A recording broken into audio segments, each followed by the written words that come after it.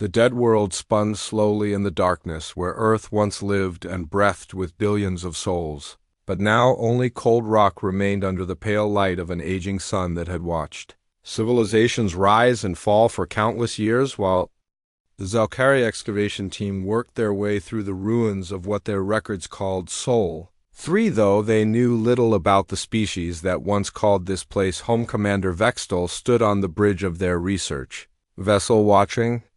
The scanners sweep across the barren surface below where twisted metal and crumbling structures told the story of a final battle that had raged across continents before silence claimed everything, and his four arms moved across the control panels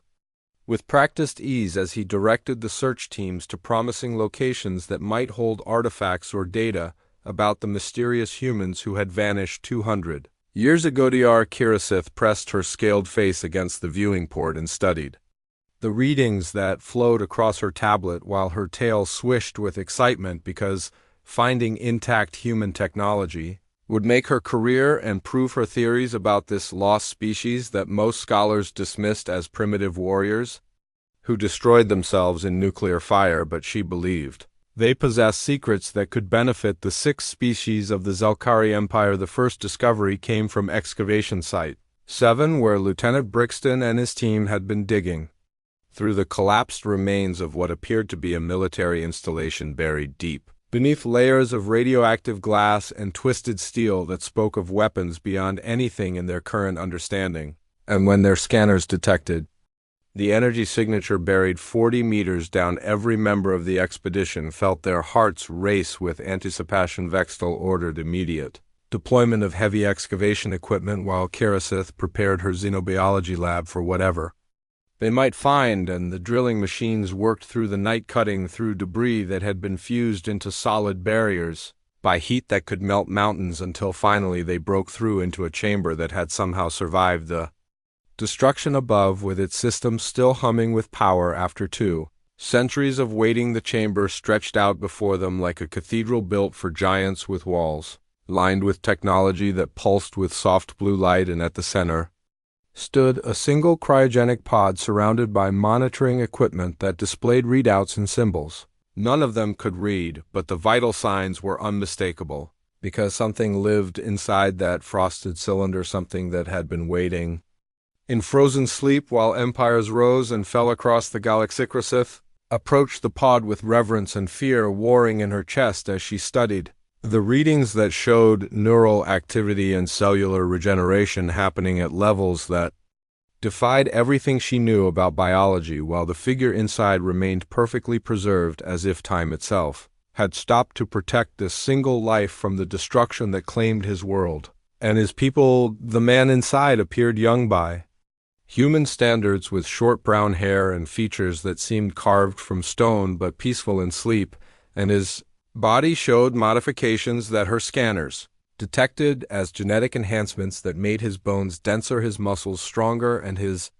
reflexes faster than any baseline human should possess, which suggested this was no ordinary survivor, but something more dangerous and valuable. Vextel studied the chamber's defensive systems and found them still active after all these years, with power sources his engineers could not identify and security protocols that had kept this place hidden from discovery until now. And he realized that whoever built this sanctuary had planned for someone to eventually find what they had protected. And the thought sent chills through his exoskeleton. Debate raged for hours between those who wanted to study the chamber without disturbing its occupant, and those like Kirasith who argued that reviving the human could provide answers to questions that had puzzled xenobiologists for generations. And finally Vextel made the decision that would change everything when he authorized the revival process, because the potential knowledge outweighed the risks. As the cryogenic systems began their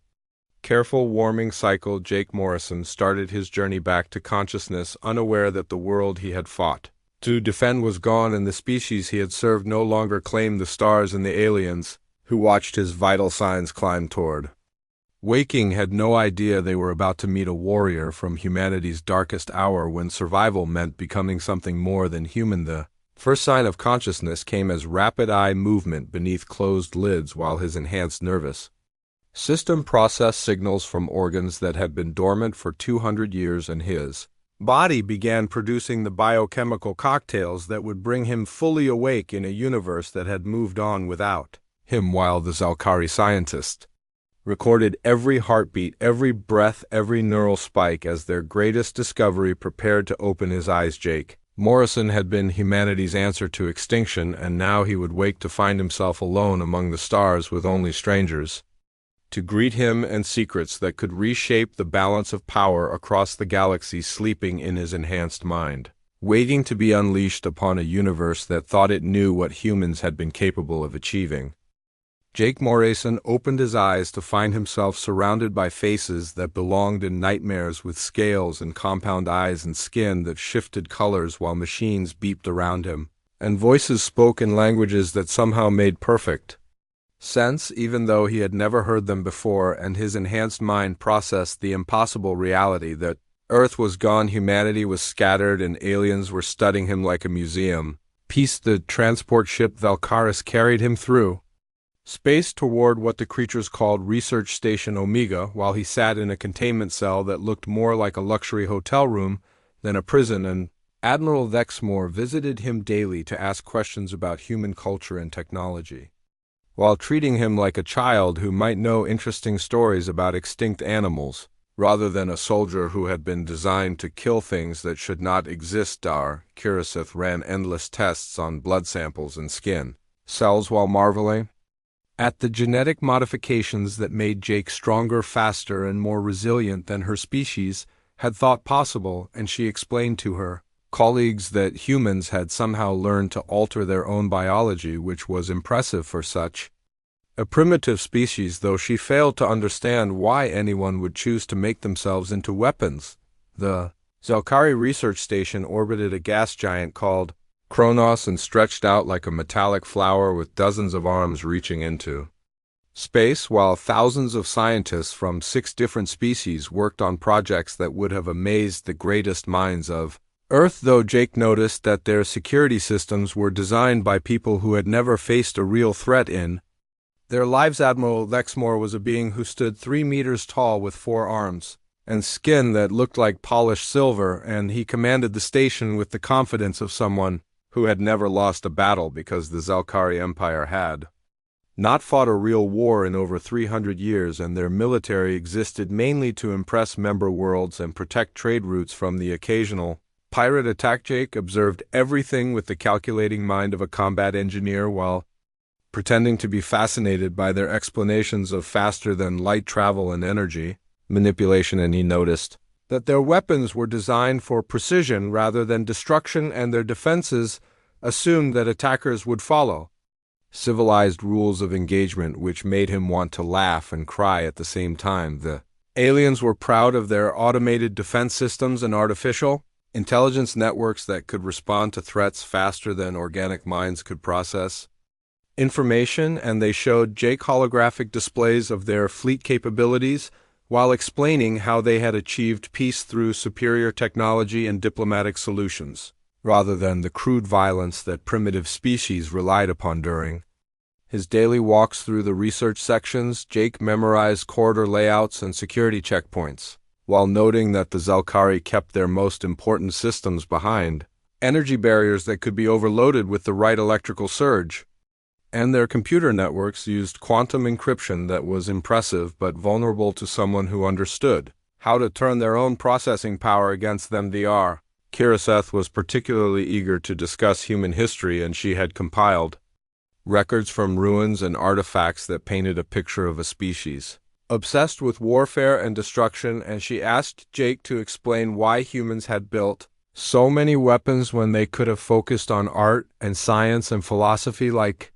civilized beings were supposed to do. Jake tried to explain that humans had learned to fight because the universe was full of things that wanted to kill them, but Kirasith nodded politely and made notes about primitive survival instincts and evolutionary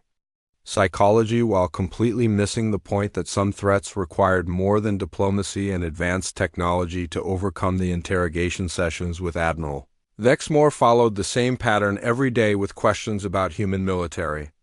tactics and weapon designs that the Admiral found barbaric and inefficient, compared to their clean, precise methods of resolving conflicts, and Jake realized that these people had lived in peace. For so long they had forgotten what war actually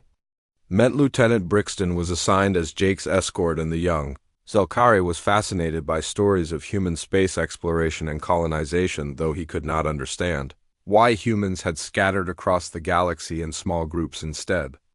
of building a proper empire with centralized government and coordinated development, like rational beings would choose. Jake learned that the Zelkari had explored the ruins of dozens of human worlds and found the same pattern everywhere, with evidence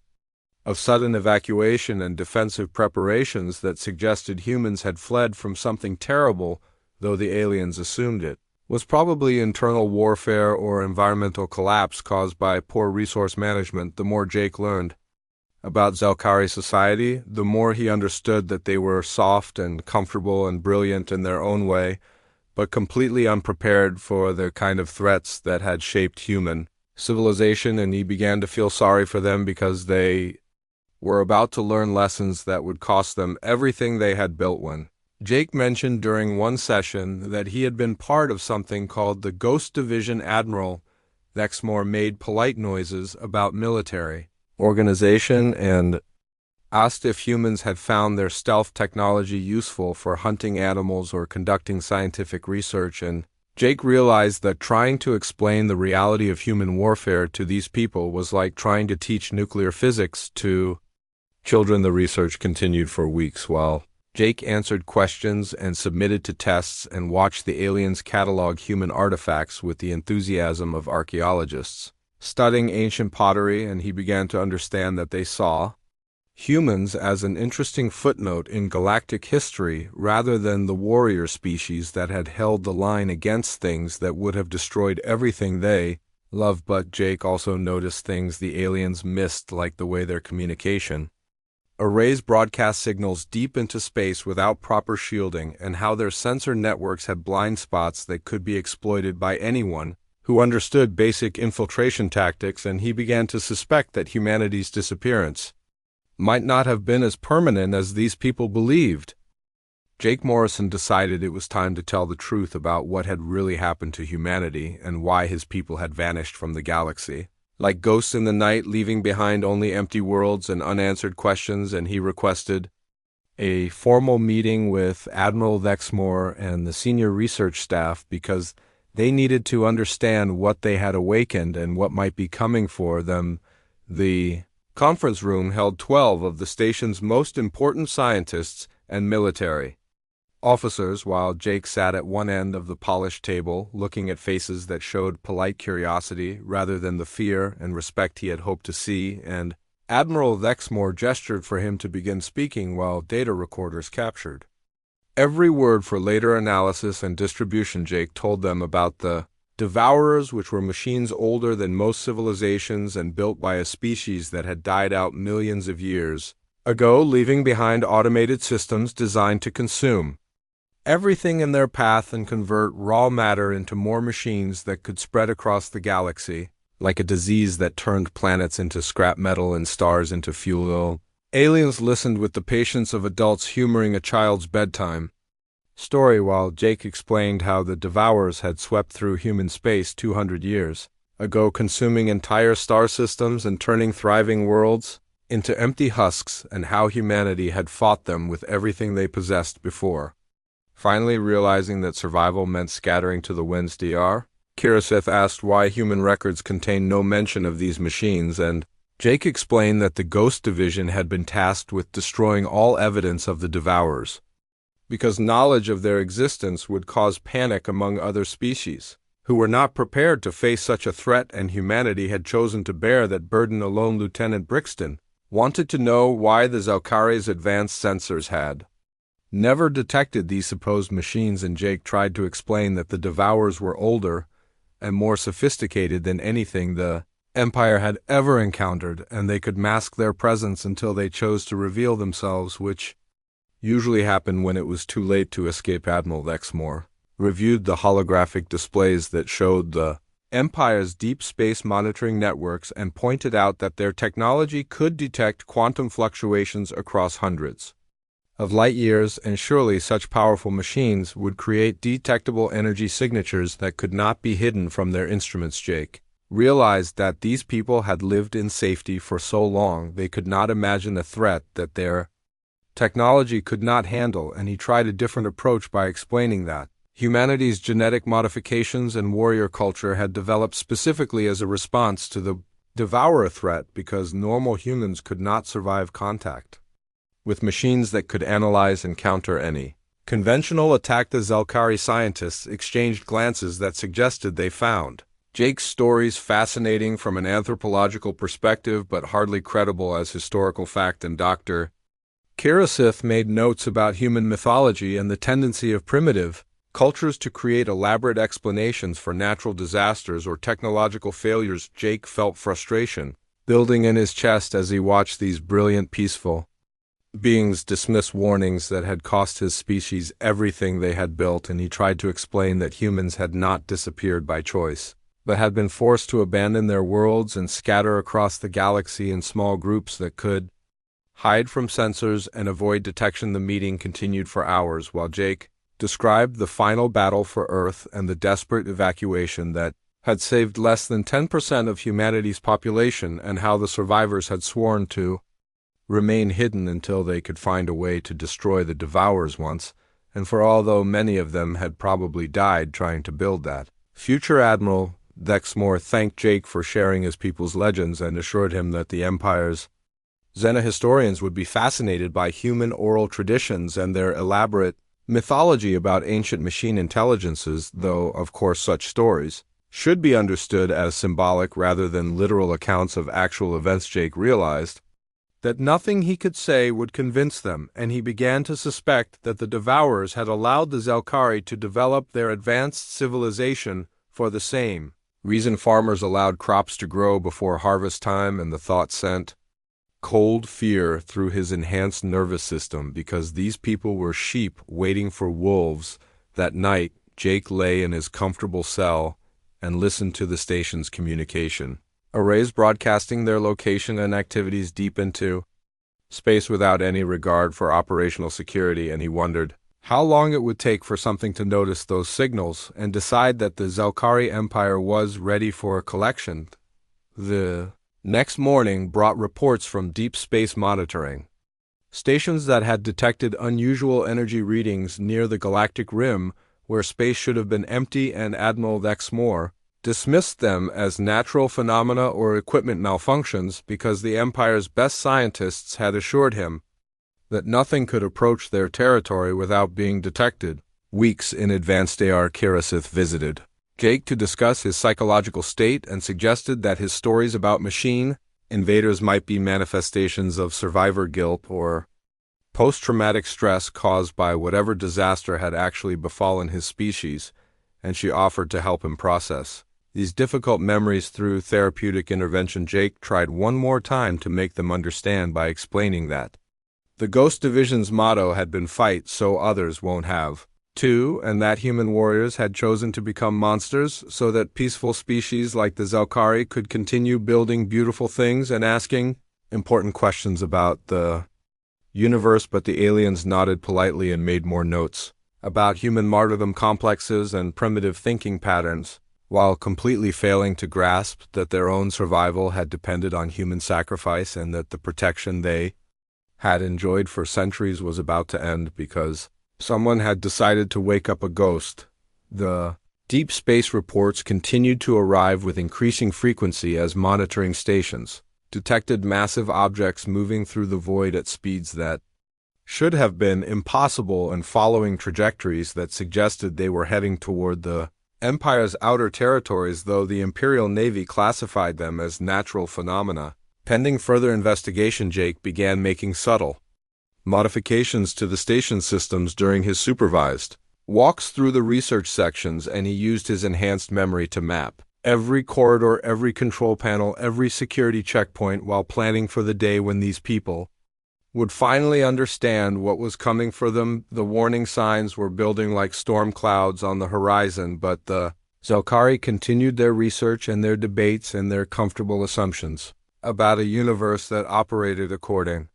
to civilized rules, while Jake Morrison prepared for war against enemies that had been waiting 200 years for humanity to make a mistake. The first colony to die was Nexus 7, which had been broadcasting a routine cargo manifest when the transmission suddenly cut to static, and Admiral Vexmore assumed it was a communications failure until 3 more outposts went silent in rapid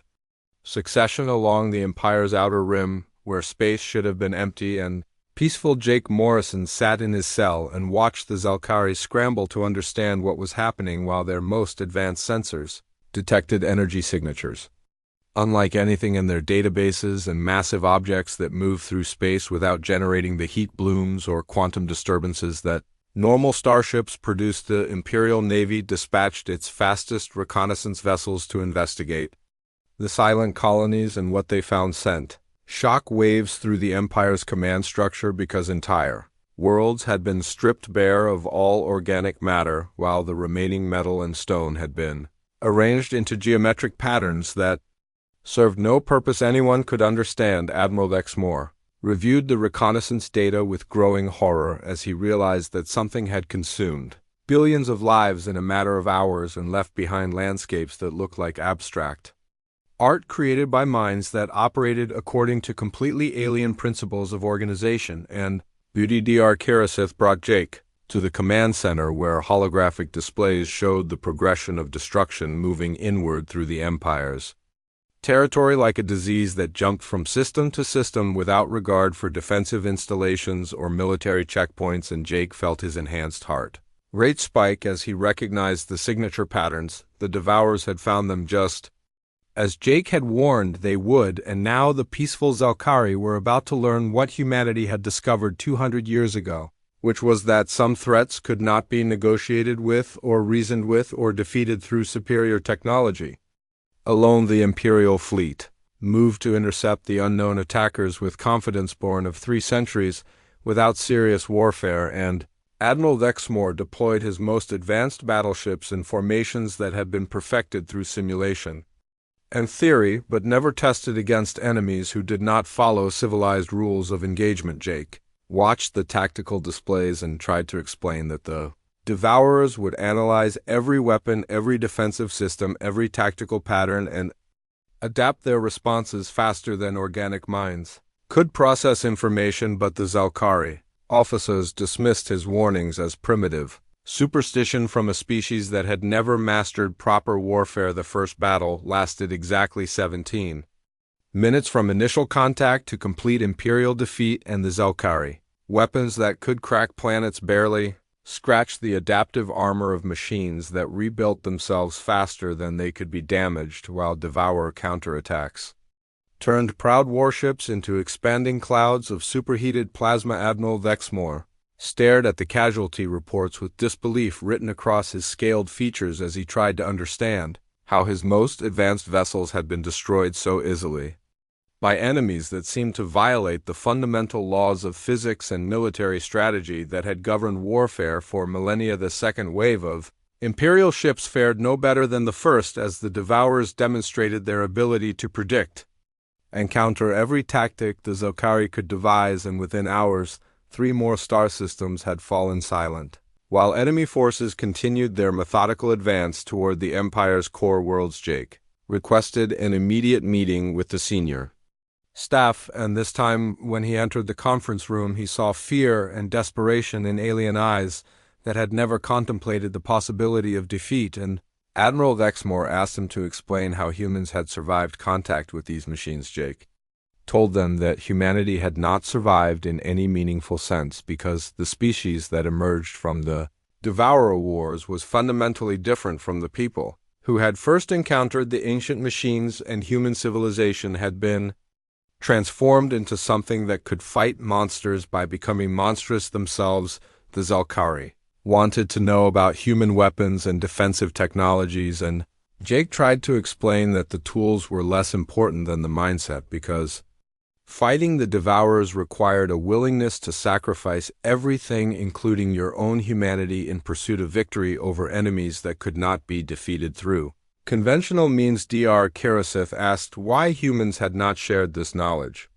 with other species, and Jake explained that the Ghost Division had made a choice to bear the burden alone because most civilizations would not survive the psychological transformation required to fight such enemies, and humanity had preferred to become devils so others could remain angels. Admiral Vexmore demanded practical solutions for defending the Empire, and Jake told him that the Devourers had to be fought on their own terms, using tactics that would horrify civilized minds and weapons that violated every principle of ethical warfare that the Zelkari held sacred. The reports from the front lines grew worse by the hour as Devourer forces demonstrated their ability to learn from each encounter and adapt their strategies accordingly, while Imperial defenses that had seemed impregnable crumbled like sandcastles before forces that operated outside the normal parameters of space and time. Jake explained that the Devourers were not truly alive in any sense that organic minds could understand, and they did not feel pain or fear or doubt, and they could not be reasoned with or bribed or convinced to spare innocent lives, because they were tools created for a single purpose, which was the conversion of all matter into more efficient forms. The Zelkari asked what humanity had done to stop them, and Jake told them about the scorched earth tactics and the weapons that poisoned entire star systems, and the final desperate gambit that had scattered his people across the galaxy like seeds on the wind, hoping that someday they might find a way to end the threat permanently. Admiral Vexmore realized that his beautiful empire, with its art and philosophy and scientific achievements, was about to be fed into machines that would convert everything his people had built into raw materials for their own expansion, and for the first time in his life he understood what humans meant when they talked about existential terror. Jake offered to help them fight, but warned that victory would require transforming their peaceful civilization into something harder and more ruthless than they had ever imagined possible, and the choice they faced was between remaining civilized and remaining alive. The Devourers continued their advance, while the Zelkari struggled to comprehend enemies that operated according to principles that violated everything they believed about the nature of existence, and Jake Morrison prepared to teach them the lessons humanity had learned in blood and fire and the screams of dying worlds. Jake Morrison stood in the command center of Research Station Omega and watched the Devourer fleet approaching through the darkness of space like a cancer spreading through healthy tissue, and Admiral Vexmore finally understood that his comfortable assumptions about warfare and civilization were about to be tested by forces that cared nothing for honor or mercy or the rules that governed civilized conflict. The station's automated defense systems were impressive by Zelkari standards, with energy shields that could deflect asteroid impacts and weapons arrays that could destroy incoming missiles before they reached their targets. But Jake looked at the defensive grid and saw weaknesses that would be exploited within minutes of the first Devourer probe reaching weapons range. Jake requested command authority over the station's defenses, and Admiral Vexmore hesitated because giving a primitive human control over their most advanced systems violated every protocol in the Imperial military handbook. But the reports from the front lines left no room for doubt about who understood these enemies better. The first thing Jake did was shut down the automated systems that the Zelkari had trusted with their lives for generations, and he forced the alien crew to take manual control of weapons and shields and sensors, because machines could be hacked and corrupted, but organic minds could adapt and improvise in ways that confused enemies who expected predictable responses. Jake stripped the power cores from non-essential systems and rerouted that energy into offensive arrays, while transforming the research station from a place of learning into a fortress designed for close-quarters combat. And Lieutenant Brixton watched in amazement as human engineering principles turned their peaceful facility into something that looked like it had been built for war. The Zelkari had designed their weapons for precision strikes that minimized collateral damage, but Jake reconfigured the targeting systems to maximize destruction and create as much chaos as possible, because the Devourers thrived on order and predictability, while random violence confused their analytical processes. Dr. Kiraseth protested when Jake began converting the laboratories into weapons manufacturing facilities, and she argued that destroying their research would set back scientific progress by decades, but Jake explained that scientific progress would not matter if there was no one left alive to benefit from their discoveries. Jake taught the alien crew to fight like humans, which meant abandoning their careful tactical formations and embracing the brutal improvisation that had kept humanity alive during the darkest years of the Devourer wars, and he showed them how to use their own technology in ways that violated every safety protocol and design specification. The station's power core became a weapon when Jake rigged the containment fields to overload on command and turned their fusion reactor into a bomb that could take out everything within 1,000 kilometers, and Admiral Lexmore realized that humans had learned to treat their own lives as ammunition in the war against extinction. Jake converted the docking bays into missile launchers by welding explosive charges to cargo containers and programming them to detonate when they impacted Devourer hulls, and the elegant curves of Zelkari architecture became angular kill zones designed to channel enemy forces into prepared ambush positions. When the first Devourer scouts reached the system, Jake ordered radio silence and waited until they were close enough to touch before opening fire with everything the station possessed, and the aliens watched in shock as human tactics turned their research facility into a trap that destroyed 3 enemy vessels in the opening seconds. The Devourers adapted quickly to the station's defensive capabilities, just as Jake had known they would, but he had prepared for that response by building multiple fallback positions and redundant weapon systems that could be activated when the primary defenses failed. Jake led the first boarding party when Devourer machines breached the outer hull, and the Zelkari followed him into corridors filled with creatures that looked like nightmares crafted from metal and malice, and they learned why humans had developed enhanced reflexes and strengthened bones and improved healing factors. The fighting was brutal and personal, in ways that violated everything the Zelkari understood about civilized warfare, as Jake used plasma cutters and improvised explosives to destroy machines that rebuilt themselves from scrap metal, while teaching his alien allies to think like predators rather than scholars. Dr. Kirasith found herself wielding a mining laser against Devourer constructs and discovered that there was something terrifying and exhilarating about abandoning the careful control that had defined her entire life and embracing the savage joy of destroying things that wanted to kill everything she had ever loved. The battle raged through the station's corridors while Jake demonstrated the difference between fighting to win and fighting to survive, and the Zelkari began to understand why humanity had scattered across the galaxy rather than trying to preserve their civilization in its original form. Admiral Lexmore watched Jake coordinate the defense from multiple positions simultaneously while his enhanced nervous system processed information faster than Zelkari minds could follow, and he realized that humans had not been defeated by the Devourers but had instead been transformed into something that could match their enemies. The station's shields failed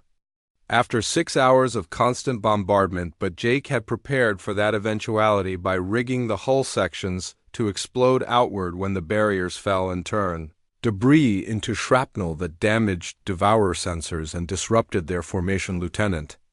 Brixton learned to fight with human intensity when a Devourer construct cornered him in a maintenance shaft, and he discovered that survival required abandoning rational thought and embracing the animal instincts that civilization had taught him to suppress. The final phase of the battle took place in the station's core, where Jake had prepared his ultimate surprise, which was turning the research facility itself into a weapon that would take both defenders and attackers into the darkness, but leave the Devourers with nothing to harvest from their victory. When the last Devourer machine finally fell silent, the surviving Zelkari looked around at the wreckage of their beautiful station and realized that they had won a victory that felt suspiciously like defeat, because they had been forced to destroy everything they valued in order to preserve the right to rebuild it. The silence after battle felt heavier than the chaos that had preceded it, as Jake Morrison sat in the wreckage of what had once been Research Station Omega and watched Admiral Lexmore survey the destruction that had been necessary to preserve Their lives and the Admiral's forearms trembled as he began to understand the true cost of fighting enemies that could only be defeated by becoming something. Monstrous Dr. Kirasith knelt beside the bodies of colleagues who had died learning to fight like humans, and her scales had lost their usual shimmer because she finally comprehended why Jake's people had chosen to scatter across the galaxy rather than try to maintain their civilization while battling forces that demanded everything. In exchange for survival, Lieutenant Brixton stared at his own hands, which were stained with fluids from devourer machines he had destroyed in close combat, and he wondered if the person who had entered this battle still existed, or if the requirements of survival had transformed him into something that his peaceful upbringing had never prepared him to become. Jake's enhanced body was covered with wounds that would have killed any baseline human, but his regeneration systems were already beginning the slow process of repair while he watched the Zelkari crew struggle to process what they had experienced and learned about the nature of existence in a universe that contained things worse than death, the communication arrays that had survived. The battle began receiving signals from across the Empire as word spread about the successful defense of Research Station Omega and the impossible victory that had been achieved through tactics that violated every principle of civilized warfare, but had somehow stopped forces that conventional military doctrine could not touch. Admiral Lexmore activated the emergency beacon that would summon rescue ships and reinforcements, while trying to compose a report that could explain what had happened, without revealing how fundamentally their understanding of warfare and survival had been changed by a single human who fought like demons were chasing him. The first ships to arrive were Zelkari medical vessels, whose crews expected to find the usual aftermath of battle with clean casualties and organized damage control, but instead, they discovered a research station that had been transformed into something that looked like it belonged in the nightmares of peaceful species. Dr. Kiraseth tried to explain to the medical teams why she had been forced to use scientific instruments as weapons and why the station's laboratories looked like slaughterhouses, but the arriving personnel could not comprehend how their colleagues had survived contact with enemies that had destroyed entire fleets. Jake watched the rescue operations with the detached calm of someone who had lived through too many battles, and he realized that these people would never be the same because they had crossed a line that separated those who fought to preserve civilization from those who fought to survive its destruction. Imperial fleet that arrived 6 hours later found Admiral Lexmore struggling to write reports that could convey the reality of what the Devourers represented without causing panic among populations that had never contemplated the possibility of enemies that could not be reasoned with or defeated through conventional means. Commander Vextal led the investigation team that tried to understand how a single research station had accomplished what entire battle fleets could not achieve, and Jake patiently explained that the difference lay not in superior technology but in the willingness to fight without rules or mercy, or hope of remaining unchanged. The examination of Devourer wreckage revealed technology that operated according to principles that challenged fundamental assumptions about physics and engineering, while the machine's adaptive capabilities suggested they had been designed by minds that understood the universe in ways that organic intelligence could not match. Jake told the investigators about the scattered human colonies that had been hiding throughout the galaxy for 200 years, and the monitoring stations that had been watching for signs that the Devourers had found new targets to consume, and he explained that other humans would come now that the threat had resurfaced. Admiral Lexmore asked what humanity wanted in exchange for sharing their knowledge of how to fight these ancient enemies, and Jake looked out at the stars that had once belonged to his people and told them that humans had never wanted anything except the right to exist in a universe that seemed determined to destroy everything beautiful. The negotiations that followed brought together representatives from across the Zelkari Empire who struggled to understand what it meant to form an alliance with a species that had been forced to become something inhuman in order to preserve the possibility of humanity. Dr. Kiraseth spent weeks studying Jake's genetic modifications and finally began to comprehend that humans had not chosen to become warriors because they loved violence, but because they loved everything else more than they feared what fighting would do to their souls. The first human ships to arrive carried representatives from colonies that had been hidden for generations, and Jake watched his people emerge from shadows where they had waited for the galaxy to prove it was ready to hear the truth about what lurked in the darkness between stars. The Zalkari leadership offered the humans territory and resources and political representation in exchange for military protection. But Jake explained that his people had learned to measure wealth differently, and their price for fighting was simply the knowledge that someone would remember what they had sacrificed. The new alliance began with ceremonies that honored both species' contributions to survival while carefully avoiding questions about what the Zalkari would have to become if they wanted to stand alongside humans in the wars that were coming. Jake Morrison stood on the observation deck of the rebuilt station and watched human and Zalkari ships working together to prepare for battles that would determine whether civilization could survive in a universe where ancient machines waited for organic life to grow strong enough to be worth harvesting. Admiral Dexmore joined him at the viewing port and asked what came next for species that had learned they could only survive by abandoning everything that made survival worthwhile. And Jake smiled with the sad wisdom of someone who had fought so others would not have to, but was finally no longer fighting alone.